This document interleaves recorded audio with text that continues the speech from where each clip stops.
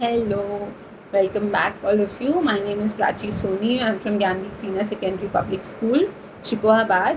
So today we are here to continue our revision series on class 12th NCERT Geography, Fundamentals of Human Geography. And in this series we have already revised 4 chapters before this, and we are on chapter number 5. Again, for chapter number 5, part 1 has been already covered, and this is the part 2 of the same chapter. So if you are new to the series, I would request you to please go through the previous videos first and then refer to this one. And if you have any doubts, any problems, you can contact me on the Telegram. You can join my Telegram group, which the link is given in the description box. And you can also type and search Progress with Prachi on Telegram, and you will find me. So in this series, in the last class, we talked about the primary activities. What are primary activities? What are the different sectors of economy? Primary, secondary, tertiary, and quaternary. And then we talked about what are the different things which comes under primary activities. We talked about hunting, gathering, subsistence agriculture. We talked about primitive subsistence agriculture. And we talked about pastoralism, in which we talked about nomadic herding, commercial livestock rearing.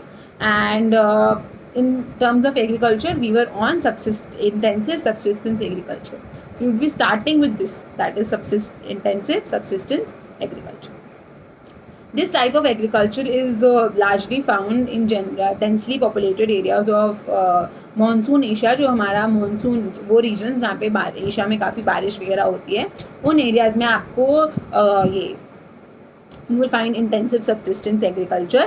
Or generally there are 2 types of intensive subsistence agriculture. The first is your intensive subsistence agriculture dominated by wet paddy cultivation. Wet paddy cultivation का मतलब paddy क्या होता है, rice.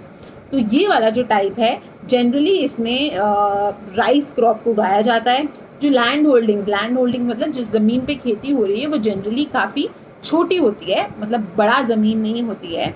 And क्योंकि बहुत ज़्यादा density of monsoon areas अच्छा climate, ज़्यादा लो मतलब हाई पॉपुलेशन. तो ज़्यादा पॉपुलेशन के कारण जो लैंड होल्डिंग्स हैं, तो ज़मीन के टुकड़े हैं, वो बहुत ज़्यादा बड़े बड़े नहीं होते हैं. इसका मतलब ऐसा नहीं है कि एक इंसान के पास 10 एकड़ 50 एकड़ ज़मीन है. सबके पास लिमिटेड लैंड एरिया होता है. फार्मर्स अपनी फैमिली लेबर को यूज़ करते हुए काम करते हैं. जो मशीनरी का यूज़ होता है वो काफ़ी लिमिटेड होता है. जितना भी एग्रीकल्चर है जनरली मैनुअल लेबर, यानी कि लोग खुद से करते हैं, लेबर इंटेंसिव है ये. जो फार्म यार्ड मैन्योर है, फार्म से ही जो मैन्योर वगैरह निकलता है, उसी को यूज़ किया जाता है सॉइल की फर्टिलिटी को मेंटेन करने के लिए. इस टाइप ऑफ एग्रीकल्चर में जो पर यूनिट एरिया से रिसोर्स जो प्रोडक्टिविटी आती है वो काफ़ी लो आती है. इसका मतलब ये हुआ कि अगर this is the piece of land जिसपे मैं खेती बाड़ी कर रही हूँ, तो अगर इस ज़मीन पे 10 लोग इन्वॉल्व, 4 लोग इन्वॉल्व होंगे तब भी रिजल्ट सेम आएगा, 10 लोग इन्वॉल्व होंगे तब भी रिजल्ट सेम आएगा. यानी कि आप मान लो 20 kg प्रोडक्शन हो रहा है, 20 kg राइस का प्रोडक्शन हो रहा है. अभी 4 लोग होंगे तब भी 20 kg प्रोड्यूस करेंगे, पर लेकिन तब क्या होगा, प्रॉफिट 5 kg पर पर्सन का प्रॉफिट होगा. बट अभी क्या हो गया, 10 लोग हो गए, सेम ज़मीन छोटी है, सब लोग उसी पे काम कर रहे हैं. अब क्या हो गए, 10 लोग इन्वॉल्व हो गए, जनरेशन अभी भी 20 kg ही है, बट अभी पर पर्सन के हाथ में कितनी आ रही है, सिर्फ 2 किलो.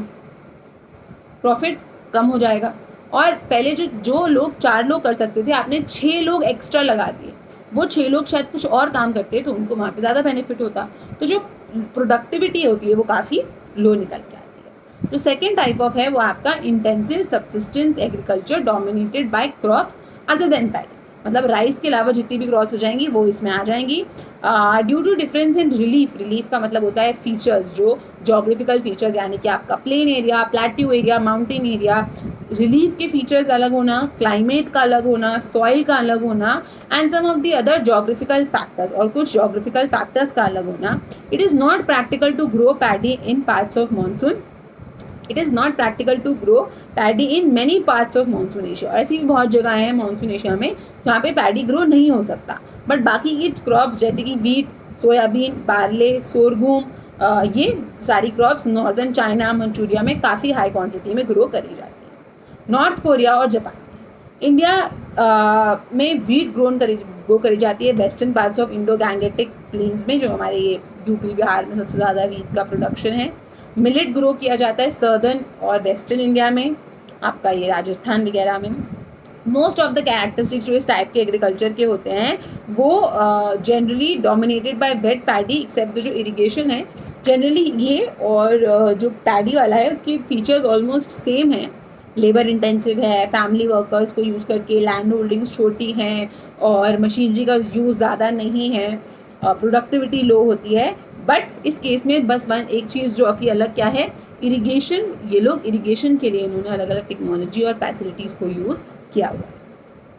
जो यूरोपियंस थे उन्होंने बहुत पार्ट्स ऑफ वर्ल्ड को कैप्चर कर लिया था और उन्होंने भी कुछ फॉर्म्स ऑफ एग्रीकल्चर वर्ल्ड में डाले थे, जो कि बहुत प्रॉफिट ओरिएंटेड एग्रीकल्चर होता है। प्रॉफिट ओरिएंटेड मतलब ये जैसे आपने पढ़ा होगा हिस्ट्री में, इंडिगो प्लांटेशन करी, कॉटन, टी, कॉफ़ी, इन सब चीज़ों का क्या है, इनको सबको एक तो ग्रो करने में भी पैसा बहुत लगता है बट इनसे रिटर्न्स बहुत ज़्यादा, प्रॉफिट ओरिएंटेड होती है। बट क्या चाय से पेट भर सकता है? नहीं, खाना तो चाहिए ना, बट खाने से प्रॉफिट नहीं मिलता है ज़्यादा, क्योंकि ऑलमोस्ट सब लोग प्रॉफिट ओरिएंटेड कर रहे हैं, ऑलमोस्ट सब लोग खाना उगा रहे हैं। अब सब लोग टी उगाने लग जाएंगे तो खाना कौन उगाएगा? सो प्लांटेशन एग्रीकल्चर हम पढ़ेंगे। प्लांटेशन एग्रीकल्चर ये यूरोपियंस लाए थे अपनी कॉलोनीज़ में। कॉलोनीज़ में मतलब जहाँ जहाँ इन्होंने कैप्चर किया हुआ था जब यूरोपियंस आए थे। सो कॉलोनीज़ में लाए थे by the some of the important plantation crops are tea. कुछ क्रॉप्स क्या हैं, जैसे कि मैंने अभी आपको बताया, टी, कॉफ़ी, कोको यानी कि जो चॉकलेट, रबड़, cotton, oil palm, sugar cane, banana and pineapple. जो आपका ये वेजिटेबल ऑयल होता है ना, ये refined, that is made of palm oil which is not very healthy for body, so don't eat refined, okay. So some of the important plantation crops क्या क्या हैं आपकी, टी, कॉफ़ी और ये सारी चीज़ें।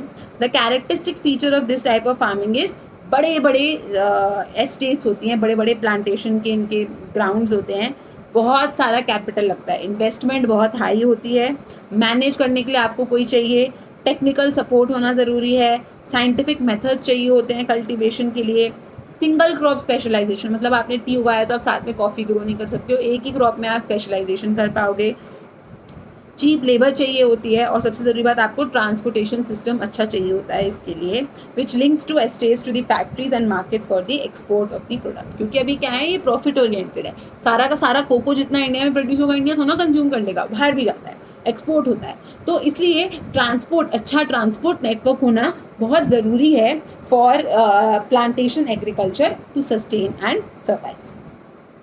The French established cocoa and coffee plantations in West Africa. French ने African chocolates are really good. So French ने किया था ये, इन्होंने काफ़ी कोको और कॉफ़ी प्लांटेशंस लगाई थी वेस्ट एशिया में। ब्रिटिशर्स ने टी गार्डन सेटअप करे इंडिया में और श्रीलंका में, रबर प्लांटेशंस करी मलेशिया में, शुगर केन और बनाना प्लांटेशंस करी वेस्ट इंडीज़ में। स्पेनिश और अमेरिकन ने बहुत हैविली इन्वेस्ट किया कोकोनट पे, sugar cane plantation in Philippines में। डच की मोनोपोली थी शुगर प्लांटेशन में इंडोनेशिया में। सम कॉफ़ी फेजेंडाज यानी कि लार्ज जो एरियाज होते हैं, Brazil are still managed by Europeans, मतलब ब्राज़ील के आज भी कुछ ऐसे एरियाज़ हैं, जो लैंड्स हैं, जो आज की डेट में भी ब्रिटिशर्स के कंट्रोल में हैं, यूरोपियंस के कंट्रोल में हैं, जो इनको आज की डेट में भी मैनेज कर रहे हैं। Today ownership of the majority of plantations has passed into the hands of government और the nationals of the countries concern. आज की डेट में जो मेजरली जो ओनरशिप है प्लांटेशंस का, वो लोगों के हाथ में शिफ्ट हो गया है। मतलब ऑल्दो ये लोग शुरू करके गए थे, बट क्योंकि अब इन्होंने सबको ये जगह छोड़ दी है, तो जनरली अब people are handling all these things. So generally हम हिल के स्लोप्स पे करते हैं टी प्लांटेशन, क्योंकि अगर बहुत देर तक टी की क्रॉप्स को पानी मिल जाए तो वो ख़राब होने की संभावना होती है, तो दैट इज़ वाई उनको स्लोप पे करते हैं, ताकि पानी ज़्यादा देर तक रुके ना, और जितनी एडुकेट इनको ज़रूरत है उतना ही ले ले, बाकी आगे छोड़ दें और आगे चला जाए। सो जनरली स्लोप पे करते हैं और यहाँ पे करना ईजी भी होता है। Next comes is your extensive commercial grain cultivation. Commercial grain cultivation ये interior parts of semi arid lands of the mid latitudes. जो मिड लैटिट्यूड्स यानी कि आप मान लो 30 डिग्री नॉर्थ से लेके 30 डिग्री साउथ के बीच में, ये जो मिड लैटिट्यूड्स हैं हमारे, यहाँ पे प्रैक्टिस किया जाता है, 20 degree north to 40 degree north and 20 degree south to 40 degree south, ये हो गए आपके मिड लैटिट्यूड। वीट जो है यहाँ पे प्रिंसिपल क्रॉप होती है। इसके अलावा कॉर्न, बार्ले, ओट्स, राई, ये सारी चीज़ें ग्रो करी जाती हैं। फार्म का जो साइज होता है, एक्सटेंसिव लिख दिया है, एक्सटेंसिव मतलब ये प्रॉफिट के लिए कर रहे हैं। फार्म का साइज बहुत बड़ा होता है, देयरफॉर जो ऑपरेशन है, प्लोइंग हो गई, हार्वेस्टिंग हो गई, ये सब कुछ मशीन से मैकेनाइज्ड होता है। देयर इज लो यील्ड पर एकड़ बट हाई यील्ड पर पर्सन। लो यील्ड पर एकड़ मतलब अभी क्या होगा, पर एकड़ से ज़्यादा अमाउंट नहीं निकलता है, बट एक जने के अंदर खाते में बहुत ज़्यादा आता है। क्यों होता है? जैसे मैंने अभी आपको बताया था कि 4 लोग लगे हुए थे खेत में, बट वो भी 20 किलो ही निकाल पा रहे थे, तो 4 लोगों की उनके लिए कितना मिल रहा था? 5 kg पर पर्सन मिल रहा। सेम इधर हो रहा है। ये जनरली सारा काम किससे हो रहा है? मशीन से हो रहा है। मशीन का क्या है? 2 लोग मिलकर भी मशीन यूज़ कर सकते हैं, बट नहीं तो बताना है 2 लोग मिलकर कर सकते हैं। तो इस केस में क्या होता है, जो पर एकड़ आपकी प्रोडक्शन होती है वो बहुत ज़्यादा हाई नहीं होती है। क्यों बहुत ज़्यादा हाई नहीं होती? क्योंकि आप मैनुअली नहीं कर रहे हो। आप गए और आपने जगह जगह देख कर बीज बोए, और एक मशीन ने बोए 2 मीटर बाद 2 मीटर बाद 2 मीटर बाद 2 मीटर बाद, तो इससे क्या हुआ? बीज की जगह यूज़ नहीं हो रही है। Machine is design like this, but आप तो अपना इंटेलेक्ट यूज़ कर सकते हो ना। बट लेकिन इसमें पर पर्सन जो यील्ड है वो ज़्यादा होती है। उसका रीज़न वही है कि लोग कम इन्वॉल्व हैं। जितने कम लोग इन्वॉल्व होंगे उतना ज़्यादा प्रॉफिट होगा। तो ये जो टाइप ऑफ एग्रीकल्चर है, ये यूरेशियन स्टेपीज़, कैनेडियन और अमेरिकन प्रेरीज में बहुत ज़्यादा होता है। अर्जेंटीना के पंपास, साउथ अफ्रीका के velds, Australian downs and Canterbury plains of New Zealand.